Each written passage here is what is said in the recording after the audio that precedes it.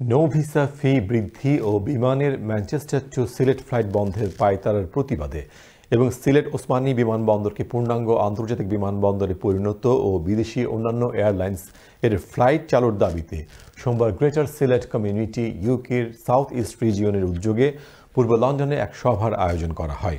সংগঠনের কনভেনর হারুন রশিদের সভাপতিত্বে এবং সদস্য সচিব মোহাম্মদ তাজুল ইসলাম ও কো-কনভেনর জামাল হোসেনের যৌথ পরিচালনায় অনুষ্ঠিত সভায় প্রধান অতিথি ছিলেন কমিউনিটি নেতা সাংবাদিক কে.এম. আবু তাহের চৌধুরী।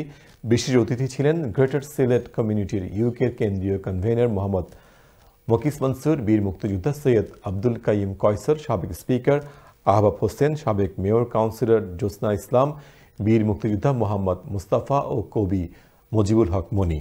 সবাই বক্তারা বলেন, নো ভিসা ফি বাড়ানো অযৌক্তিক। এছাড়া দীর্ঘ 22 বছরেও ওসমানী বিমানবন্দর কেন পূর্ণাঙ্গ বিমানবন্দর হয়নি তা নিয়েও প্রশ্ন তুলেছেন বক্তারা।